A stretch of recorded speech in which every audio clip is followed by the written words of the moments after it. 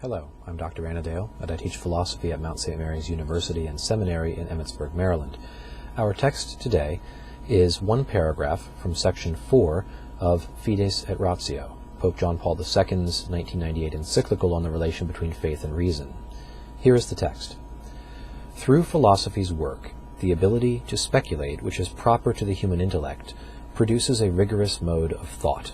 And then, in turn, through the logical coherence of the affirmations made and the organic unity of their content, it produces a systematic body of knowledge.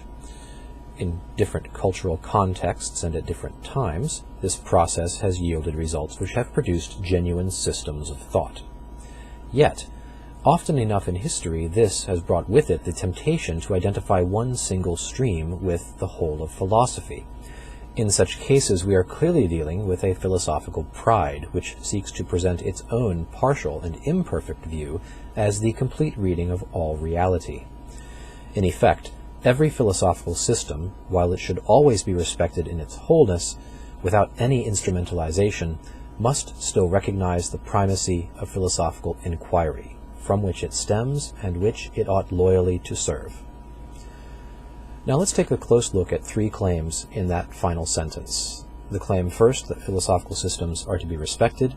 Second, that they should recognize the primacy of philosophical inquiry.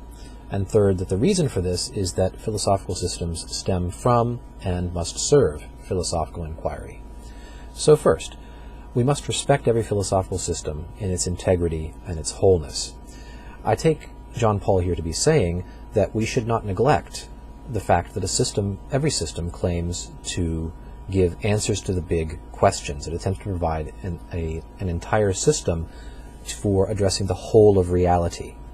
So we ought to recognize the organic unity, coherence, and ambition of a philosophical system, whether it is Cartesianism, Hegelianism, Thomism, or some other system of thought, and not dismember or disassemble it, not to help ourselves to doctrines from different systems in some eclectic way, but to recognize that the claims a system makes are comprehensive claims that should be evaluated on those grounds. The second claim he makes is a critical one, I think, for our identity as philosophers, and it is that philosophical inquiry takes primacy over philosophical systems. And I would represent this also by saying that the question is always greater than the answer. So we should not claim that any system of philosophy represents a final definitive answer to the questions, the existential questions that drive us forward into philosophy.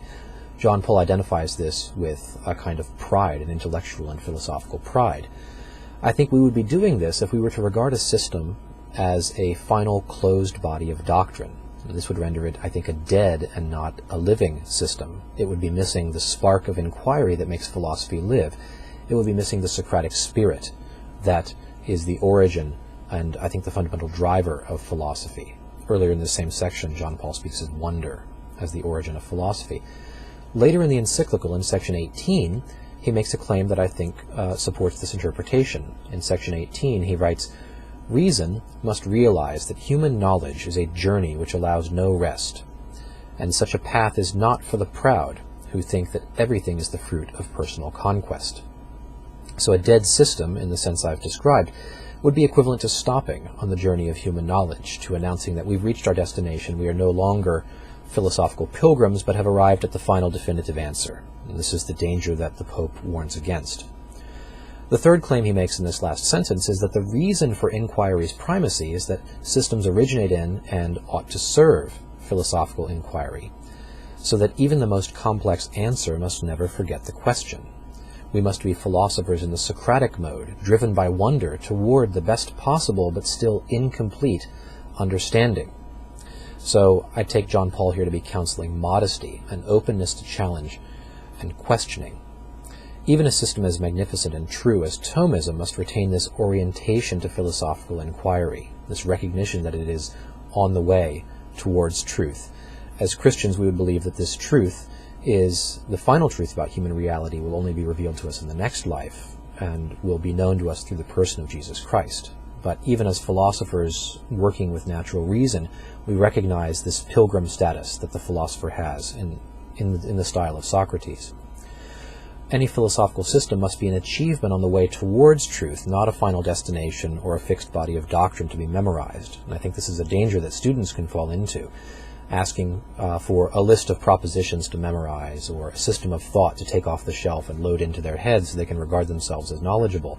And I think John Paul is saying here, in the spirit of Socrates and St. Thomas, that this is to miss entirely the living spirit of philosophy that should animate us and form our philosophical identities.